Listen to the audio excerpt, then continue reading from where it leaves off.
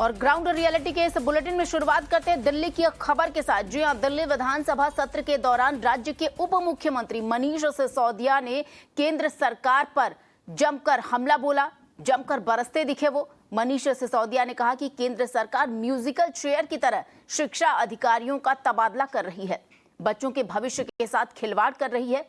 एक तरफ एडमिशन का समय है, दूसरी तरफ रजिस्ट्रार नहीं है, बच्चों का दाखिला होना है लेकिन डायरेक्टर नदारत हैं। राज्य सरकार से सर्विसेज को छीनकर यही करना था, हर 2 महीने बाद म्यूजिकल चेयर खिला रही है।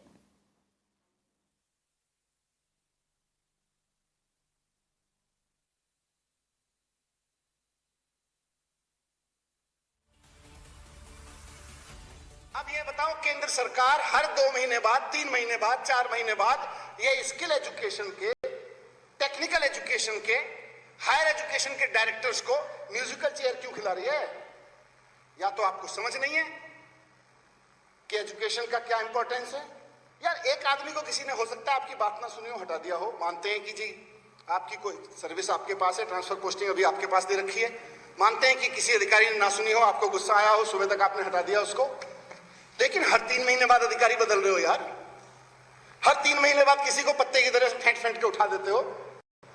क्या कर रहे हो? स्किल एजुकेशन, हायर एजुकेशन किसी भी देश को रोजगार, उसकी नौजवानों को संभालने की एजुकेशन होती है। जहां स्कूल एजुकेशन उस देश के बच्चों को संभालती है, नौजवानों को संभालने का काम school education, higher education, technical education में किया जाता है। आप इस देश के नौजवानों के साथ खेल रहे हो, उनके भविष्य के साथ खेल रहे हो। 2 महीने में एक डायरेक्टर बदल दिया, 3 महीने में एक डायरेक्टर बदल दिया, फिर 3 महीने में एक डायरेक्टर बदल दिया, फिर 1 साल में एक डायरेक्टर बदल दिया, फिर 11 महीने में एक डायरेक्टर बदल दिया, फिर 10 महीने में एक डायरेक्टर बदल दिया। 22 दिन से दिल्ली के पास में ना हायर एजुकेशन का डायरेक्टर है, ना टेक्निकल एजुकेशन का डायरेक्टर है। यूनिवर्सिटीज और कॉलेजेस में एडमिशन का टाइम चल रहा है, वहां पर रजिस्ट्रार नहीं है। लोग पूछ रहे हैं भाई एडमिशन कैसे होंगे? कहीं ना कहीं कोई ना कोई लोचा है। ITIs में एडमिशन हो रहे हैं, स्किल सेंटर्स में एडमिशन होने, डायरेक्टर ही नहीं है। और इस खबर पर चर्चा के लिए हमारे साथ कुछ देर के बाद कुछ मेहमान भी जुड़ेंगे, लेकिन सबसे पहले आपको बता दें हमारे सहयोगी इस वक्त पुलकित हमारे साथ जुड़ गए। पुलकित, निश्चित तौर पर विधानसभा का सत्र बुलाया गया था, दिल्ली विधानसभा का उप मुख्यमंत्री मनीष सिसोदिया जिस तरीके से केंद्र सरकार पर हमलावर थे, नजारा देखने लायक था और एक एक करके कई बातों पर उन्होंने केंद्र सरकार पर निशाना साधा। देखिए, मनीष सिसोदिया की अगर आप नाराजगी समझे तो वो दिल्ली के डिप्टी सीएम के साथ साथ एजुकेशन मिनिस्टर भी हैं और एजुकेशन में बहुत सारे काम करने के लिए जाने भी जाते हैं। अब उनकी नाराजगी इस बात को लेकर है कि दिल्ली के अंदर लगातार जो डायरेक्टर हैं एजुकेशन विभाग के अंदर या सेक्रेटरी हैं दूसरे पदों पर, उनके ट्रांसफर लगातार पिछले कुछ दिनों में हो रहे हैं। और ऑब्जेक्शन इस बात को लेकर भी कि ये ट्रांसफर पोस्टिंग लगातार जल्दी हो रही है, एक ही विभाग के अंदर बहुत तेजी से ट्रांसफर पोस्टिंग हो रही है, जिसका नुकसान हायर एजुकेशन में ये हो रहा है कि जब तक एक अधिकारी आकर सारी चीजों को समझता है, जब उसके बाद पता चलता है कि उसका ट्रांसफर फिर से हो गया। और इसकी वजह से अभी एडमिशन का दौर है। इसके अलावा दिल्ली सरकार की बहुत सारी योजनाएं हैं, नई यूनिवर्सिटी खुलनी है, दिल्ली के स्कूलों में, दिल्ली के विद्यालयों में बहुत सारे काम होने हैं। उसी को लेकर उन्होंने अपनी नाराजगी सदन के अंदर रखी कि किस तरीके से दिल्ली के अंदर हायर एजुकेशन को लेकर दिक्कतें आ रही हैं। उसकी वजह साफ है कि दिल्ली के अंदर जो अधिकारी हैं उनके ट्रांसफर पोस्टिंग लगातार किए जा रहे हैं। और ऐसा नहीं है कि एक अधिकारी एक लंबे वक्त तक किसी पद पर रह रहा हो जिससे कि उसे आसानी हो काम को समझने में और काम को कराने में। लेकिन दिक्कत ये हो रही है कि ट्रांसफर पोस्टिंग का जो सिलसिला है ये पिछले कुछ दिनों में तेजी से बढ़ा है। और दिक्कत ये है कि दूसरे विभागों में जो ट्रांसफर पोस्टिंग हुई है उसकी वजह से एक विभाग को उसकी नुकसान उठाना पड़ रहा है। हायर एजुकेशन का जिक्र करते हुए उन्होंने कहा कि सबसे ज्यादा नुकसान हायर एजुकेशन को हो रहा है। इस समय एडमिशन का दौर है और इसके अलावा दिल्ली सरकार की बहुत सारी योजनाएं हैं, लेकिन उन पर ट्रांसफर पोस्टिंग के चलते काम ठीक से नहीं हो पा रहा है। जी पुलकित, आपका बहुत बहुत शुक्रिया इन तमाम जानकारी के लिए। और चलिए इसी खबर पर चर्चा के लिए हमारे साथ मेहमान जुड़ गए हैं। उमेश सहगल जी हमारे साथ जुड़ रहे हैं, दिल्ली के पूर्व मुख्य सचिव हैं। स्वागत है सर आपका। और साथ ही साथ आपको बता दें बीजेपी नेता सूर्या मैथिल हमारे साथ जुड़ रहे हैं और रवि श्रीवास्तव राजनीतिक विश्लेषक हैं। सबसे पहला सवाल मैं सूर्या जी आपसे ही लेना चाहूंगी। म्यूजिकल चेयर खेलने का आरोप लगाया है, साथ ही साथ दिल्ली के 6 लाख स्टूडेंट जो हैं, छात्र जो हैं, उनके भविष्य के साथ खिलवाड़ करने का भी आरोप सीधे तौर पर लगा रहे हैं उप मुख्यमंत्री दिल्ली के।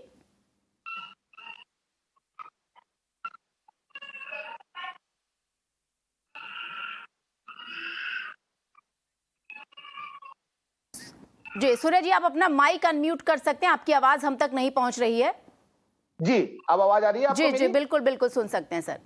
जी, पहले तो आपको और आपके सभी दर्शकों को भारत माता की जय, वंदे मातरम श्वेता जी। और जो अभी मनीष सिसोदिया जी की बौखलाहट दिख रही है, वो उसका कारण जो है, वो कारण ये ट्रांसपोस्टिंग नहीं है, ये कारण है उनके द्वारा शिक्षा विभाग में किए गए भ्रष्टाचारों ऊपर जो जांच चल रही है, उससे डरकर वो ये बौखलाहट दिखा रहे हैं। आप देखिए, आम आदमी पार्टी के स्वास्थ्य मंत्री जेल में हैं, कारण मनी लॉन्ड्रिंग।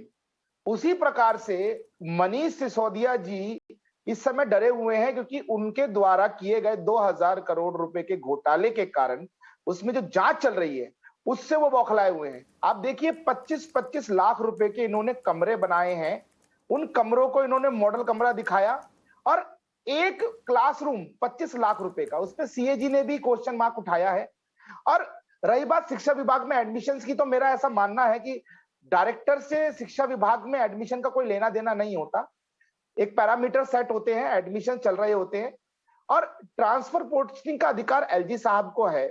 वो अपने विभाग के अंदर जिस प्रकार से काम करना चाहे उनको करने दिया जाए, ऐसा मैं मानता हूं। नए एलजी साहब आए हैं, उनको भी समझने में टाइम लग रहा है, बहुत सारी चीजें दिखी जाती हैं। तो ये जो आरोप लगाए जा रहे हैं, ये कोरे राजनीतिक आरोप हैं भ्रष्टाचार को दबाने के लिए, ताकि उनसे कोई प्रश्न ना पूछे कि आपने 25 लाख रुपए का कमरा बनाया, उस 2,00,000 करोड़ का घोटाला है, उस पर जांच चल रही है, उसमें क्या आप कहना चाहेंगे? या अभी आपने देखा किराड़ी के अंदर 458 बेड के एक हॉस्पिटल का घोटाला उजागर किया भारतीय जनता पार्टी के प्रदेश अध्यक्ष आदरणीय आदेश गुप्ता जी और मनोज तिवारी जी ने। किस प्रकार से कागजों के अंदर हॉस्पिटल बनाया गया है, पीडब्ल्यूडी के लैंड पे, वेबसाइट पे दिख रहा है कि हॉस्पिटल तैयार है, लेकिन वहां जाके ग्राउंड रिपोर्ट देखिए, वहां पर एक खाली प्लॉट पड़ा हुआ है। तो ये सारी चीजें एक आडंबर है सच को छुपाने के लिए। जी, आडंबर है सच को छुपाने के लिए। रवि श्रीवास्तव जी, मैं आपसे जानना चाहूंगी, क्या ये बौखलाहट है, आडंबर है? एक राजनीतिक विश्लेषक के चश्मे से आप इसे किस हिसाब से देखते हैं? देखिए श्वेता, मेरे मित्र जो हैं वो दो बातों को मिक्स कर रहे हैं। जो आज मनीष सिसोदिया ने विधानसभा में सवाल उठाए, वो इस बात के उठाए कि जो राज्य के 6 लाख विद्यार्थी हैं, उनका भविष्य अस्थिर है। क्यों? कि जो उच्च अधिकारी हैं, प्रिंसिपल सेक्रेटरीज हैं, या जो डायरेक्टर एजुकेशन है, टेक्निकल एजुकेशन है, उनके फ्रीक्वेंट ट्रांसफर्स किए जा रहे हैं। मैं स्वयं एक पब्लिक सेक्टर अंडरटेकिंग में उच्च अधिकारी रह चुका हूं। मुझे मालूम है कि एक अधिकारी जब एक जगह पे पोस्ट होता है, तो कम से कम एवरेज उसको 3 साल का समय दिया जाता है, ताकि वो वहां की पूरी व्यवस्था को समझ सके, सुधार सके, और अगले आने वाले को उसका लाभ मिल सके।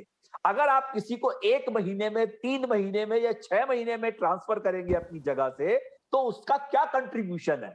और वो सारी व्यवस्था को जो काम चलते हुए हैं उनको रोक देगा। ये मित्र मेरे जो बता रहे हैं, भाई भ्रष्टाचार की जांच करना तो कार्य क्षेत्र में आता है आपके, आप करिए ना जांच को, कोई रोक नहीं रहा है कि वो खाली प्लॉट पे अस्पताल बन गया या कोई 25 लाख में कमरा बन गया। आप जांच करिए ना, जांच, आप तो एसीबी आपने छीन ली है, तो आप उसे जांच अच्छी तरह से करिए। देखिए, हकीकत यह है कि पिछले 8 सालों में जब से आपकी सरकार दिल्ली में आई है, भारतीय जनता पार्टी को यह बात सहन नहीं हो रही कि वो 2-2 चुनावों में किस तरह से मार खा चुके हैं, और काम करने में जो उच्च शिक्षा का कार्य है उसकी प्रशंसा देश में नहीं विदेशों में हो रही है। और यहाँ पर ये राज्यों से लोग आते हैं, वो दिल्ली का शिक्षा मॉडल देख करके अपने यहाँ पर इम्प्लीमेंट करते हैं। चाहूंगा जी जी जी बिल्कुल। सूर्य जी, आप इस पे जवाब दीजिएगा। जी, इस तरह के धन्यवाद जी सूर्य जी, अभी एक सवाल मैं उमेश जी से भी लेना चाहूंगी, उसके बाद आपकी प्रतिक्रिया लूंगी इस पे। उमेश जी, सर मैं आपसे जानना चाहूंगी कि जो प्रोसेस होता है पूरा, आरोप प्रत्यारोप 2 सरकार उनके बीच होता रहेगा, लेकिन यहाँ पे जो लोग इस वक्त ये चर्चा सुन रहे होंगे, जो एक प्रॉपर प्रोसेस होता है, क्या उसी के हिसाब से ये प्रोसेस है या कैसे वो तबादले किए जाते हैं, उसके बारे में जरा आप बताइए।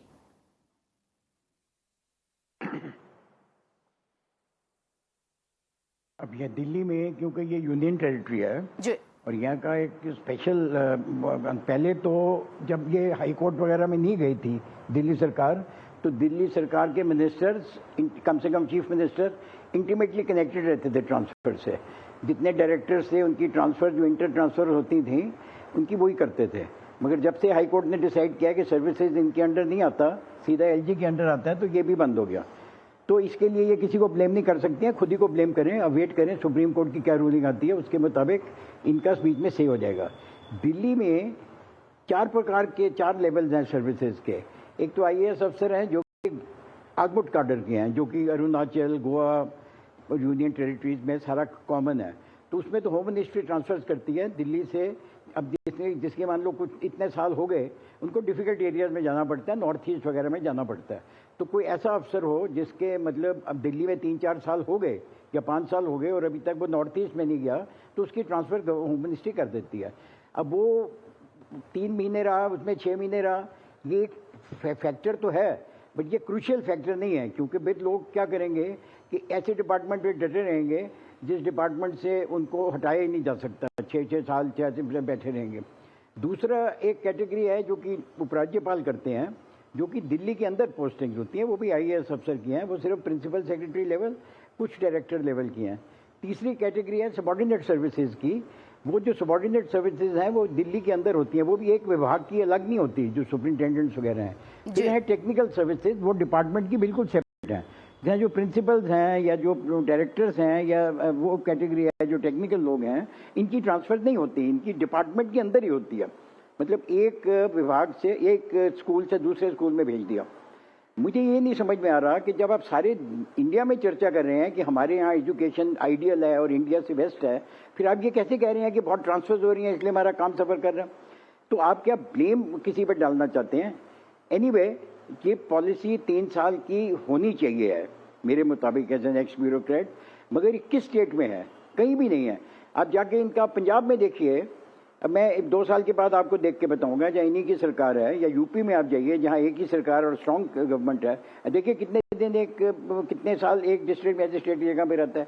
जब से हम आए हैं नोएडा में कितने हेड चेंज हो चुके हैं। तो ये जो ट्रांसफर पोस्टिंग है ये आजकल बहुत ज़्यादा पोलिटिसाइज हो चुकी है, ये बहुत ट्रेजिक है।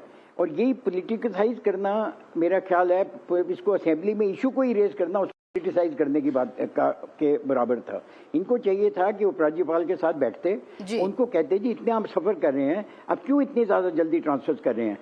उसके बाद अगर फिर भी एक्शन नहीं होता तो फिर आप जो करिए उसमें, फिर भी आपको चाहिए था कि होम मिनिस्टर के साथ बैठ के आप उसको सॉर्ट आउट करना चाहते। आप इशू को पोलिटिसाइज अगर करना चाहते हैं तो आपने असेंबली में रेज कर दिया। असेंबली की तो पावर्स ही नहीं है ना इसको रोकने की या कोई भी डायरेक्शन देने की। तो आप क्यों इस चीज़ को पोलिटिसाइज कर रहे हैं? आपको उपराज्यपाल के साथ क्वाइटली बैठिए, आपका एक्शन होगा। दिल्ली प्रशासन आज से नहीं चल रहा, पिछले 50-60 साल से चल रहा है और ऐसी ही सरकारें रही हैं, ऐसी स्थिति रही है।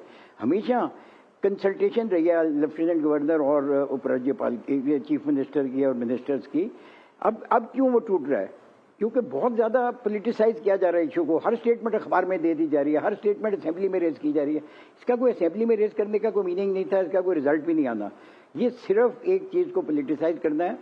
अब 3 साल का रूल अगर बना दिया जाए तो बहुत ही अच्छा है, मगर ये बन नहीं पाता। एक तो टोटल बड़ी शॉर्टेज है ऑफिसर की, 40% IAS officer all India basis पे शॉर्ट हैं। दानिक्स के ऑफिसर्स हैं, इनकी भी बहुत शॉर्टेज है। फिर इनकी यहाँ फर्दर प्रॉब्लम है कि इनकी ट्रांसफर्स इंडिया में कहीं भी हो सकती हैं। लक्षद्वीप भी जाना है आपको, अंडमान भी जाना है, गोवा भी जा सकते हैं, अरुणाचल भी जा सकते हैं, मिजोरम भी जा सकते हैं। तो ये गवर्नमेंट ऑफ इंडिया को ये सारा करना पड़ता है, तो आपको समझना चाहिए। तो अगर आपके कोई की डिपार्टमेंट्स हैं और आप 6 महीने में की ट्रांसफर हो रहा है तो आपको जाके उसको रुकवाना चाहिए। जी बिल्कुल। रवि श्रीवास्तव जी, जिस तरीके से उमेश सहगल जी भी कह रहे हैं कि ये इसको राजनीतिकरण इसका करना, राजनीतिक इसको जामा पहनाना शायद ये उचित नहीं है। अगर आप में कुछ चीजें हैं तो आप उसे जाके डिस्कस कर सकते हैं, उन चीजों को रोका जा सकता है। देखिए श्वेता, सहगल साहब ने बिल्कुल जो मैंने बात कही थी कि 3 साल का कार्यकाल कम से कम होना चाहिए एक कंटिन्यूटी के लिए, जो भी काम आप हाथ में लेते हैं। और जो बात उन्होंने विधानसभा में कही है वो अपनी चर्चा करने के बाद ही कही है। जब ये जो राज्य है दिल्ली राज्य, ये जब राज्यपाल के अधीन है तो वो पहले चर्चा कर लेते हैं।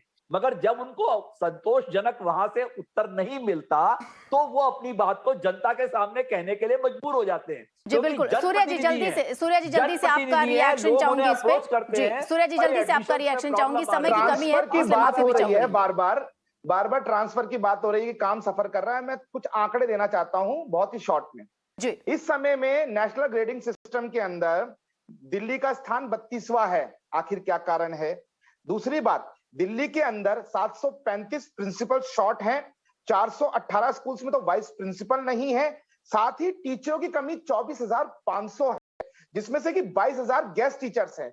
मैं ये पूछना चाहता हूं यहाँ पे आम आदमी पार्टी के उप मुख्यमंत्री जी से कि आखिर आप ट्रांसफर पोर्टिंग पे इतना क्वेश्चन मार्क लगा रहे हैं, लेकिन आपके अंडर जो चीजें हैं आप उनको कैसे ठीक करेंगे? आप क्यों नहीं उनको ठीक कर रहे हैं? और सबसे महत्वपूर्ण बात, 700 स्कूलों में तो साइंस की पढ़ाई ही नहीं है। स्किल की बात कर रहे हैं, 700 स्कूल्स में साइंस की पढ़ाई नहीं है।